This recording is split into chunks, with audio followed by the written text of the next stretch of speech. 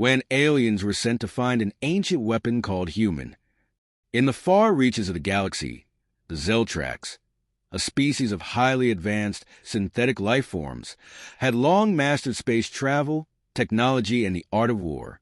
However, despite their superior intellect and power, the Zeltrax faced an insurmountable problem. They had conquered every world within reach, yet the ultimate peace and stability they sought seemed elusive. There was always resistance, always a spark of rebellion from the lesser species they subjugated. But then, a discovery was made. An ancient text from a dead world, Earth, speaks of a mythical weapon known only as human. Descriptions in the text were cryptic, calling it the catalyst of change, the force of rebellion, and the ultimate disruptor. The Zeltrax believed it to be a weapon that could give them unassailable power. Driven by ambition, they decided to send a fleet to Earth to retrieve the human and use its power to solidify their reign over the galaxy. The Zeltrax fleet, led by Admiral Zeroth, arrived at Earth after a long voyage across the stars. What they found was not what they had expected. Earth had long been abandoned, the human race nearly wiped out by a war that had torn the planet apart. Cities were in ruin. Nature had begun reclaiming the land, and the air was thick with dust and despair. Zeroth and his team landed in what was once the great city of New York, now little more than a ghost town. They searched through the rubble, hoping to find the human, the fabled weapon described in the ancient texts. But all they found were the remnants of human civilization, shattered buildings, forgotten technologies, and decaying monuments to a lost world. "It's not here," Zeroth muttered, frustration creeping into his voice. "Where is it?" Despite their advanced technology, the Zeltrax found no traces of the human civilization they had expected to encounter. But as they combed through the ruined world, they came across small pockets of survivors, humans who had managed to endure the apocalypse, scattered across the globe. These survivors lived in isolation, distrustful of outsiders, and hardened by decades of hardship. Zeroth's team eventually encountered a group of survivors, led by a woman named Lila, who had lived through the collapse of her city. She was strong, resourceful, and full of the defiance that had kept her and her people alive.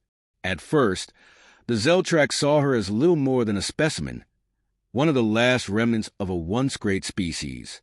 But as they interacted with her, they began to realize that Lila and her people were not just survivors. They were something more. They were resilient.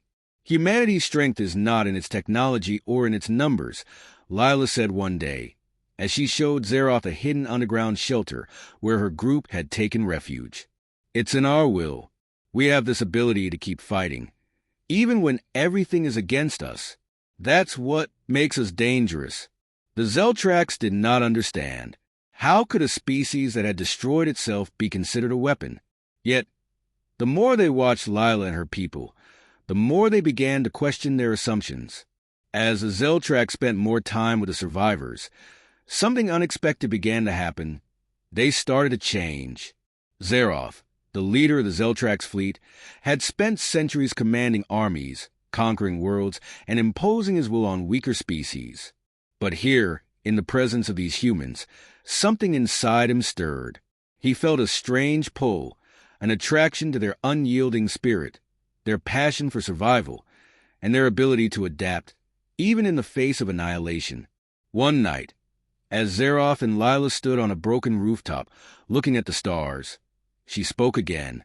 "Do you know why we survived?" she asked softly. "It's not just about fighting. It's about believing that things can get better, even when the world is falling apart." Zeroth was silent. He had been a creature of logic and power, but here was something he couldn't grasp with reason alone. He had always sought control, the ability to dominate. But here were humans who had been crushed by their own mistakes, yet still stood tall, refusing to yield. It was then that Zeroth began to realize the truth about the human weapon. It was not a physical force, nor a machine, nor an artifact. The human was something far more profound. It was a capacity for hope, for defiance, for unity in the face of adversity. It was the ability to rise up from the ashes, to rebuild from nothing, to create change even when it seemed impossible. Zaroff and his fleet had found what they came for, the human. But as they prepared to leave Earth and return to their empire, something held Zaroff back. He couldn't bring himself to take this force of change, this spark of life, and use it as a tool for domination. Lila noticed his hesitation. "What's stopping you?" she asked. Zaroff paused, looking over the wasteland that had once been the cradle of humanity. He had come to take the human for his people, to wield it as a weapon. But now, he understood that the true power of human was not for conquest. It was for creation. The Zeltrax might have been powerful, but they lacked what made humanity unique: the ability to inspire, to evolve, and to rebuild. "I don't think I can take it," Zaroff said, his voice heavy. "This power, it's not ours to control. It belongs to you." Lila looked at him with a knowing smile. "You're starting to understand, aren't you? Humanity isn't a weapon to be wielded. It's a force to be reckoned with, and it's up to us, not you, to shape our future." The Zeltrax left Earth, but not in triumph. They departed with a new understanding, having learned a lesson that no technology or conquest could teach. True power lies not in control, but in the ability to inspire change, to adapt, and to rebuild. The human weapon was not an artifact to be claimed. It was a gift to be cherished and nurtured.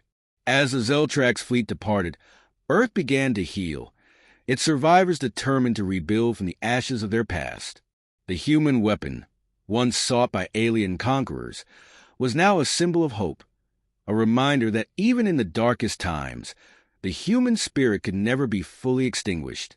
And somewhere, in the vast reaches of the galaxy, Zaroff gazed out into the stars, a quiet smile on his face. He had learned what the human truly was, and it was something far more powerful than any weapon. When aliens were sent to find an ancient weapon called human, far beyond the Milky Way, in the vastness of the cosmos, there existed an ancient and powerful race, the Vocarii. These creatures were unlike any other species in the galaxy. They had mastered the art of dimensional travel, harnessed the energy of stars, and lived for millennia. Yet, for all their power, they were not content. They sought the ultimate weapon, a force that would ensure their dominance across all galaxies. Legend spoke of a weapon unlike any other, one that had existed long before the Vocarii had even discovered the stars. It was said to be powerful enough to turn the tide of any war, to bend the very fabric of reality itself. This weapon was called human. The Vocarii believed that the weapon had been lost to time, sealed away on a distant planet known as Earth. Desperate to unlock its power, the Vocarii sent an elite group of their finest warriors and scholars on a mission to find it, believing that the human was the ultimate tool for control and domination. The Vocarii ship, the Zarvath, entered Earth's atmosphere with the precision of an ancient predator. The planet's blue skies and vast oceans were strange to them, but they had studied the human species for centuries, piecing together fragments of the past. What they found upon landing, however, was not what they had expected. Earth was barren. The cities that once teemed with life were now desolate ruins, cracked open by wars and ravaged by time. The humans, once a thriving species, were nowhere to be found. Only faint echoes of their existence remained, a species that had vanished into myth. But the Vocarii were undeterred. They believed the weapon, human, still existed on this forsaken world, waiting to be discovered. Led by the powerful Vocarii commander, Zorvok, the team ventured into the wastelands, guided by ancient maps and texts from the human world. The Earth they discovered was a shadow of its former self. Cities crumbled, ecosystems out of balance, and memories of humanity's glory faded like dust in the wind. The Vocarii combed through Earth's ruins, deciphering cryptic texts, ancient libraries, and long-forgotten technology, all pointing to the same thing. The human weapon was not an object, nor was it a machine. It was a concept, a force, something much more dangerous and unpredictable. The deeper the Vocarii dug, the more they began to understand. The weapon was not a weapon at all. The human was an idea, a catalyst for change, a concept rooted in the collective will of the human race. The strength of humanity lay not in its technology or might, but in its ability to adapt, to evolve, and to overcome impossible odds. How could a species this fragile wield such power? Zorvok muttered, standing in front of a shattered monument to human history. Perhaps it's not about physical strength, said Lyrian, the Vocarii scholar. Perhaps the weapon is the human spirit itself. The resilience, the drive to never give up, no matter the cost. Zorvok was skeptical. The Vocarii had conquered planets and species by controlling them. They understood technology, warfare, and power. But this spirit was an unknown variable. In their search for answers, the Vocarii encountered the last of humanity, a small band of survivors who had hidden in the mountains for generations. These humans were different from the history the Vocarii had studied, broken, scarred, and wary of outsiders, yet resilient in their survival. Their leader, Kira, a woman who had seen the worst of humanity's fall, was not easily intimidated. Zorvok and Kira locked eyes for the first time. The leader of the Vocarii studying this human who had survived where so many others had failed. Kira, unlike the ancient humans in the Vocarii texts, showed no fear. "You came looking for a weapon," Kira said, her voice steady. "But all you'll find here is the last remnants of what was. Earth is dying. Humanity is dying." Zorvok, still confused, stepped forward. "We are not here to destroy. We seek the human, the ancient weapon spoken of in the text." Kira's lips curled into a faint smile. "The human is not something you can possess.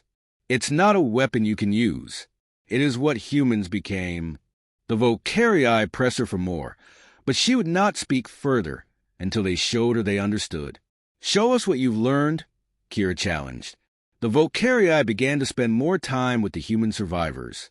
Zorvok and Lyrian watched as the humans performed the impossible, surviving in a world that had no mercy for them, building communities, caring for one another, and preserving what was left of their culture and knowledge. It was not just survival, it was rebirth. Zorvok, once a conqueror who had seen billions of lives bend to his will, felt something stir within him as he observed the humans. Despite everything they had lost, they were still fighting, still hoping, and in their hope, there was power. It was a force more unpredictable and dangerous than any weapon the Vocarii had ever encountered. "I think I understand now," Zorvok said one evening, after observing Kira guide her people in constructing a new shelter from the remains of ancient cities. "The human, it's the will to defy, the ability to keep going when every force is stacked against you. It's the power to change fate, to shape destiny." Kira nodded. "Yes, that's the power. You can't control it. You can't use it for domination. You can only witness it, maybe even be inspired by it. But you can never own it." The Vocarii faced a choice. They had found the human, the ultimate weapon. But it was not something they could wield. It was a force that could not be controlled, not without risking destruction. The power of the human lay in its unpredictability, its capacity to adapt, to inspire, to transform. Zorvok stood at the ruins of a once great city, looking out over the survivors of humanity. The Vocarii could leave Earth with the knowledge they sought, but they could not take the weapon. It was something humanity would have to discover for itself. "Perhaps we were wrong," Zorvok said softly. "Perhaps we were seeking the wrong kind of power. The human isn't something to control. It's something to respect." Kira walked up beside him, her eyes filled with quiet strength. Humanity was never about conquering. It was always about building. Even when there's nothing left, that's the human weapon. The power to rise. Again and again, the Vocarii left Earth, their mission incomplete. They had found the human, but it was not a weapon they could use. Instead, it was something they could only learn from. The human remained a mystery, a force greater than any weapon, and more potent than any army. The survivors of Earth, however, did not need the Vocarii to show them their path.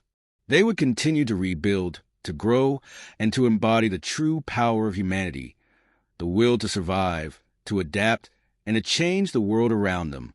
They were not the remnants of a lost civilization. They were the beginning of something new. And somewhere in the stars, the Vocarii watched, silently acknowledging the power of the human, a weapon they could never wield, but one that would change the galaxy in ways they could not yet understand. This version of the story explores the theme of the human weapon as a force of hope, resilience, and transformation, something that cannot be controlled or conquered, but only witnessed and respected. The true power of humanity lies not in external might, but in the ability to rebuild, adapt, and inspire change even in the face of extinction.